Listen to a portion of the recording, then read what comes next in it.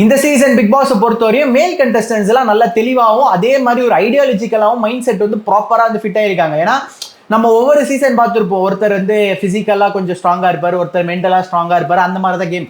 But இப்போ இருக்கவங்கலாம் ஃபிசிக்கலாகவும் மென்டலாகவும் நல்ல ஸ்ட்ராங்காக ப்ரிப்பேர்டாக இருக்கிறதுனால இந்த சீசன் மேல் கண்டஸ்டன்ஸ் வந்து ரெண்டா அந்த ஒரு டியூவல் ரோல் வந்து ப்ளே பண்ணுறாங்க. அப்படி இருக்கும்போது என்ன ஆயிடுச்சு அப்படின்னா, கனி சபரி அப்படின்னு வரும்போது இங்க இருக்க மேல் கண்டஸ்டன்ஸ் எல்லாருக்கும் என்னன்னா, இப்ப சபரி வந்து கேப்டன் ஆயிட்டா அங்க ஒரு பாயிண்ட் போயிடும் சபரிக்கு அப்படின்னு என்ன பண்றாங்க அப்படின்னா, கரெக்டா எங்க வந்து ஓட்டை போடணுமோ அந்த இடத்துல ஓட்டை போட்டு இந்த தடவை கனியை வந்து கேப்டன் ஆக்கிட்டாங்க.